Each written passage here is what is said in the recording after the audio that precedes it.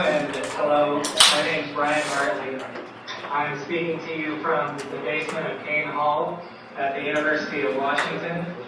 And for those of you who are not familiar with the geography of Washington State, and it's come to my attention that there are a few of these people sitting in the room with me.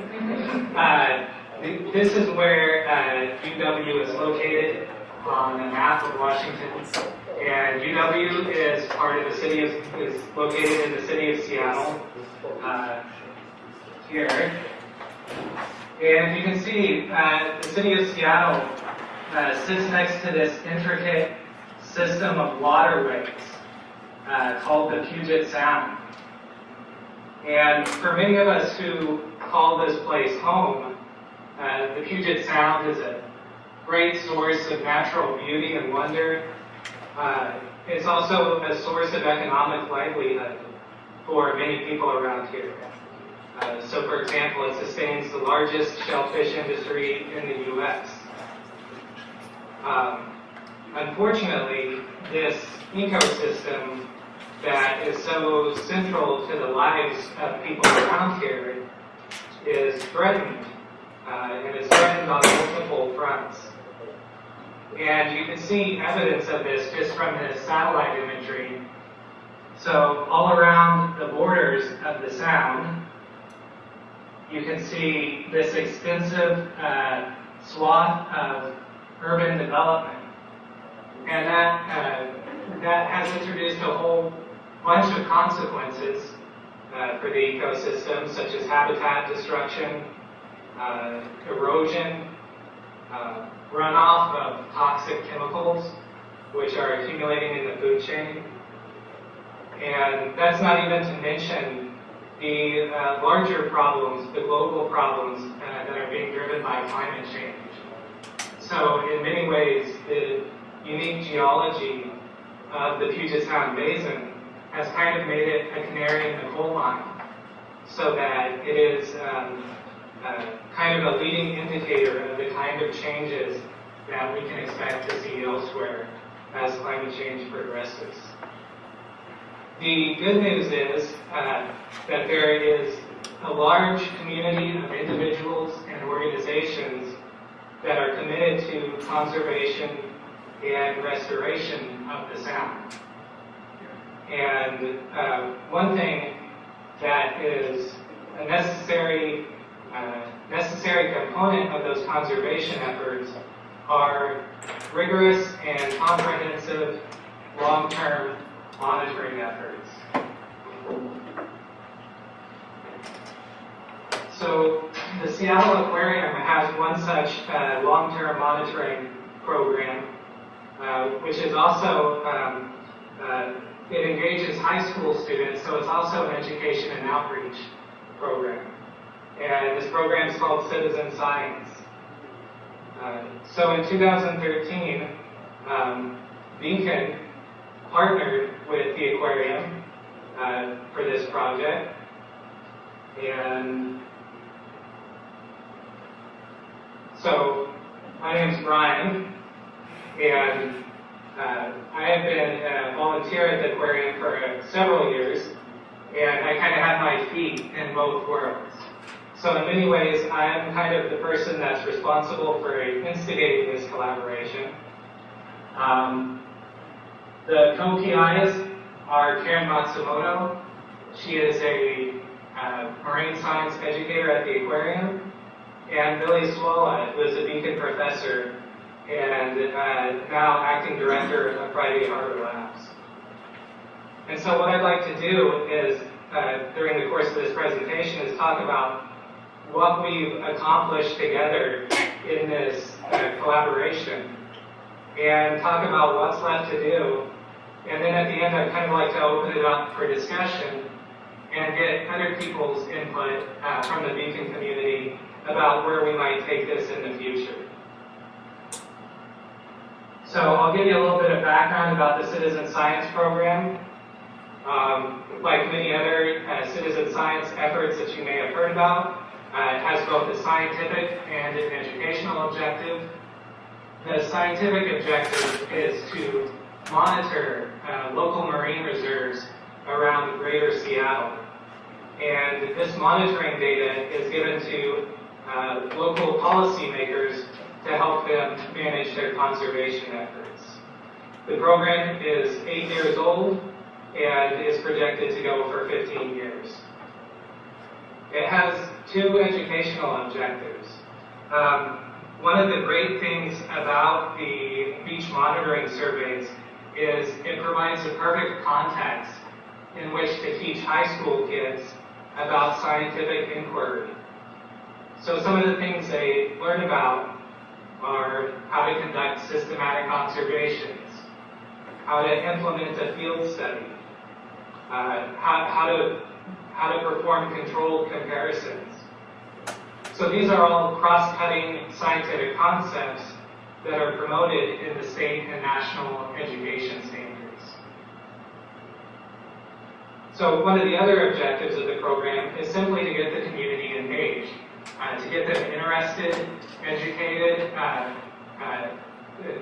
to get them active in conservation efforts. And the program is a great network because it includes high school students, it includes their teachers. Kids go home and talk about the program with their parents, with their families, so it gets them involved. The program itself is implemented by just a few staff members from the aquarium, and the rest are adult volunteers from the community, such as myself. The program embodies many of the broader impacts that UNSF embraces. So, especially, for example, in terms of diversity. So the program, currently there are 14 local high schools involved in the program. 2 of those are tribal schools. There are several inner city schools. Over the course of its 15-year run, we expect that it will touch about 5,000 students. And also because of its emphasis on field experience, on observation of animals and interactions in the field, it's a powerful vehicle for introducing evolutionary thinking and concepts into high school curriculum.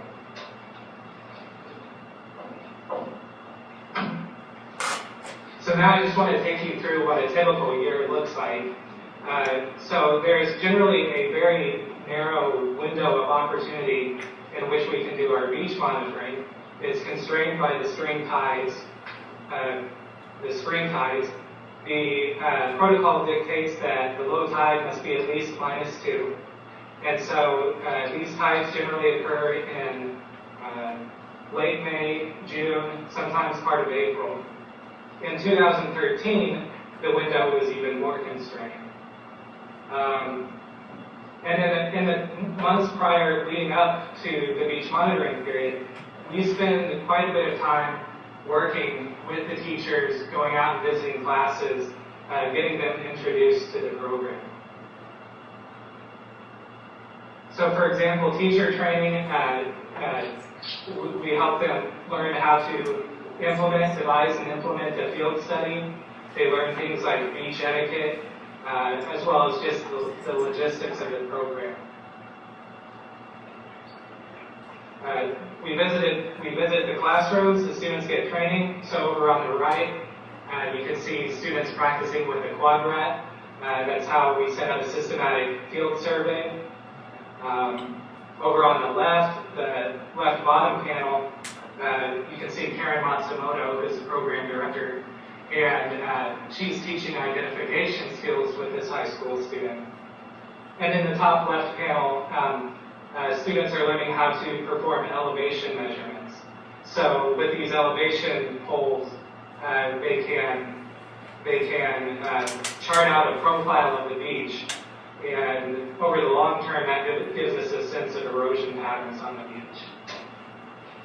So in all, we get about 20 contact hours with the students during training. So the students are trained to identify 24 key taxa. These key taxa were selected by the scientific advisory panel for the program as indicator species at different trophic levels of the food web. So I imagine that most of you can easily identify 3 of the 6 here. And then finally, after all the training, we go hot and we actually do data collection.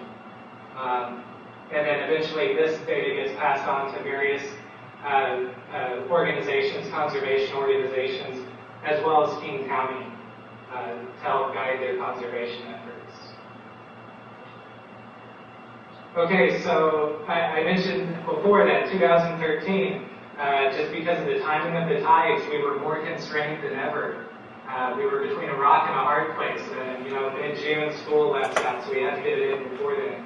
In addition, there were more high schools participating than ever before, and so that created a quandary. The aquarium staff were spread too thin.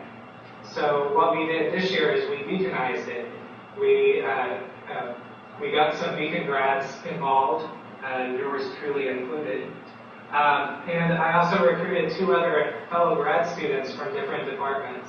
So Emma Timmons-Shipman from Aquatic and Fishery Sciences, who was not previously affiliated with Beacon, and Lauren Vandepass, who is a Beacon grad, member of Billy Swallow's lab. And so I recruited them and got them involved. And so we were able to participate in some of the training and help with the beach monitoring days. And in fact, this season, the program had its largest monitoring day ever. We were conducting 4 surveys simultaneously on different beaches with different schools. So that was a lot of help. And those efforts at that point were largely volunteer on the part of us 3 graduate students. Okay, so then starting in the summer, this is when the interesting stuff really begins.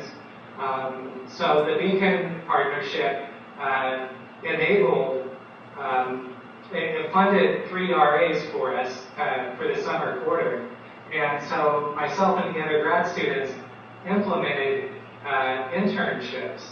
Now, what happens at the end of the ordinary beach monitoring season is that some of these students get really excited and turned on by the experience, and they're really fascinated by what they see out there.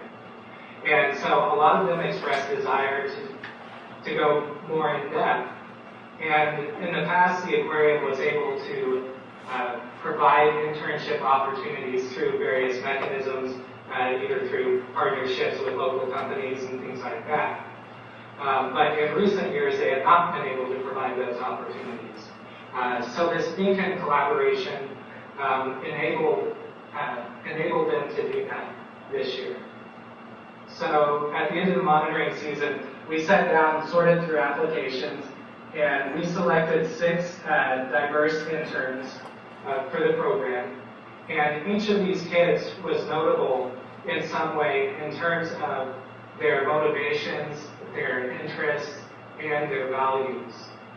So for example, Robert, my intern, is a bit of an artist, and he's really fascinated by the diversity of different shapes and life forms that are out there on the beach. So then over the summer, myself and the other students mentored, the other Beacon grads mentored these interns both in the lab and in the field. So, for example, in this middle panel, we're conducting a biodiversity survey. This is a little different from the surveys that the kids routinely do earlier in the spring. This was a more exhaustive cataloging of the species, and then the kids went back and with their data and their different counts of different species, calculated biodiversity statistics. One other thing, we encourage the kids to keep an online notebook, so you can visit that online, citizenscienceresearch.wikispaces.com. There are some interesting anecdotes in there about how some of the high school interns knew more than some of the undergrads at UW, as well as some neat pictures that some of the students drew. And then recently, after completion of their projects, the interns presented at a public symposium. And So in attendance at this symposium were several UW professors, affiliates of the Aquarium, and their families, the interns' families. And the impact of that cannot be underestimated. So for example, my intern, Tiara, has about 6 younger siblings who were all in attendance. And her mom remarked to me afterwards about, how it was great to see Tiara setting a positive example in that way. So now, briefly, I'm just going to give you a quick overview of what the interns actually did. This is Lauren's and her kids' project, and what they studied was ecological succession in invertebrates.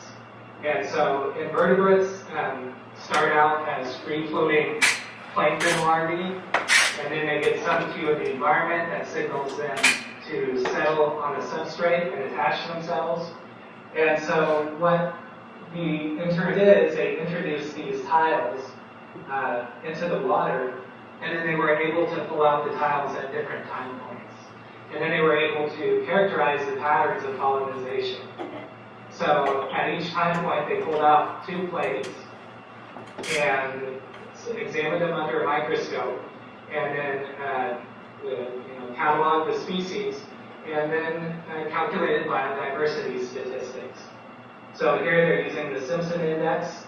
Higher Simpson Index indicates higher biodiversity. And the trend they saw was that biodiversity does not continuously increase.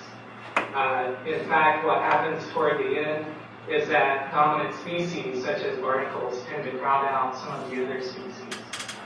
And so this led to conversations about the intermediate disturbance hypothesis, which is an ecological hypothesis that says a little bit of change in the environment is good for biodiversity.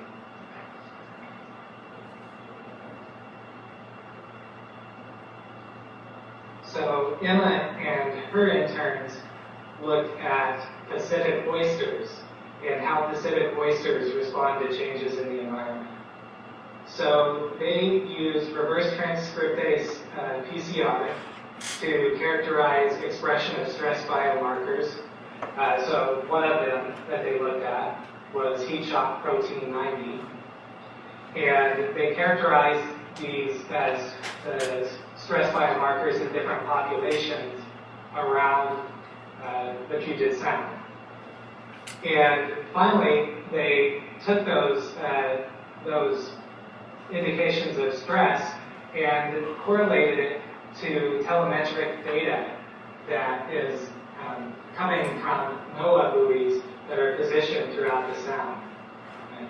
And so what they found was a correspondence to what you could describe as poor environmental conditions, such as higher than average temperatures or low dissolved oxygen levels. There's a correlation with that and with expression of these stress biomarkers. And so also in this other, what's not shown here is one of the other stress biomarkers they looked at was elevated at one of the other sites as well. Now the implication of that is the trends that we're seeing in Puget Sound are towards more frequent events where there's low dissolved oxygen or increased temperature. And so you can see that's potentially putting stress on native shellfish populations. And potentially they're diverting their energy resources away from reproduction is one possible implication of that. And indeed, in the past 4 or 5 years, several of the commercial shellfish hatcheries around Puget Sound have had trouble with their hatches. So my interns and myself, we looked at phytoplankton communities. Phytoplankton are, of course, photosynthetic microorganisms floating in the water. And phytoplankton are interesting to look at because they're the base of the food chain. And a lot of people think that they are good indicator species to study if you want to understand the effects of climate change. Now, phytoplankton are rather difficult to identify by eye under a microscope. You have to have specialized training, which I do not. So we use genetic information to characterize what kind of organisms, what kind of photosynthetic organisms were present. And so what we did is we collected water samples and concentrated, we filtered those water samples and effectively concentrated phytoplankton on the filter membranes, which you can see Tierra doing here. And then we extracted metagenomic DNA from the membrane. And once we had that DNA, then we were able to isolate 18S ribosomal RNA sequences and then classify the different organisms that were present into different taxa. And so in order to understand this project, my students had to learn, different evolutionary concepts. So for example, the difference between a conserved region that is highly selected for, which we use as toeholds for our primers, and the hypervariable regions, which give the different species their unique genetic signature. And so then we were able to put these sequences into a database and get taxonomic classifications out of them. So here, this is just a comparison of the phytoplankton communities, the relative abundance of the different taxonomies. And in addition to characterizing the community, sort of the community structure, we were also able to use those DNA sequences to reconstruct the phylogenetic diversity that's represented in the community. So the students got to use a software tool called Genius to construct this tree. They got to learn about genetic distances, common ancestors, and things of that nature. One other interesting conversation that emerged out of this was we noticed that our primers were picking up certain organisms belonging to the Cercozoa taxon. And Cercozoa themselves are not photosynthetic organisms, but our genetic data would tend to suggest that they are somehow related to photosynthetic organisms. And so what Cercozoa are often predatory amoebas, things of that nature. And so that led to a conversation about endosymbiosis and how possibly many of the photosynthetic algae that we're familiar with evolved through endosymbiosis. One other interesting observation that we made, Alexandrium, which is the dinoflagellate that causes red tide, appeared relatively common in our sample. That does not necessarily mean that there was an outbreak of red tide, but it did lead to some interesting conversations. So in fact, the frequency of red tide outbreaks around the South is increasing, and the geographic range of those outbreaks is starting to spread southward. So that was something else that the students got to learn about. And then finally, many of the species in our sample were unidentified. And that just goes to show you that a large part of biodiversity is still unstudied and uncharacterized. Okay, so those were the internships. One other thing that this Citizen Science Beacon collaboration has enabled are teacher workshops. And we co-organized a Think Evolution teacher workshop with Louise Mead, who is the education director of Beacon. And we strategically timed this workshop for the beginning of August. And our intent there was that all of these curricular resources that we were providing teachers with would be fresh in their heads when they went back to school, and they could implement it throughout the school year. Now, our intention was to get a whole bunch of the citizen science teachers out there at this workshop, and our strategic timing misfired in a sense, because a lot of the teachers turned out to be on vacation. Okay, but the upshot was we did get a couple of citizen science teachers, but we also brought in lots of teachers from rural and coastal Washington. So again, here's the map. Here's us in Seattle over here, and the workshop was held in Forks out here. See, there's this big mountain range in the way. So all of these communities out here are actually fairly remote by comparison to the rest of the population of Washington State. So they don't get many opportunities out there. And so many of these communities are small, rural, tribal, conservative communities. And so we were able to reach a lot of these teachers. So there were a lot of components of this workshop that really came together that I think made it a powerful and positive experience for these teachers.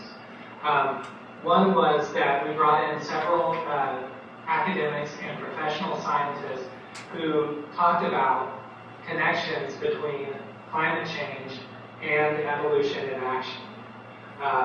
So really we were able to relate concepts of global ecological change all the way down to observations of things occurring on a molecular genetic scale. So here in the upper left panel, Carolyn Friedman is talking about the effects of ocean acidification on local shellfish populations. Louise Mead brought a number of great curricular resources to the teachers, including introducing them to many websites, but also to in-class activities like the Great Clay Race. So over here, teachers are practicing building phylogenetic trees out of colorful pipe cleaners. Another component was because of our proximity to the coast, we were able to go out to a coastal beach that's part of the national park, right? That's just teeming with life in the intertidal zone. And the students the teachers got to practice applying evolutionary thinking and concepts in interpreting their observations on the beach. So for example, Louise and Michael in this picture are discussing the adaptive advantages of different colors of starfish or sea stars. One other component, which I don't have a picture of, is the teachers also got to do a molecular biology lab, hands-on, where they got to genotype different mussel species to distinguish an invasive species from a native species. And I think getting this hands-on and understanding how DNA really works is really compelling if you want to promote evolutionary thinking, because the story is written in DNA, and it just provides that much more compelling evidence about evolution. And then finally, for a little bit of comic relief, here is Louise Mead climbing Mount Improbable.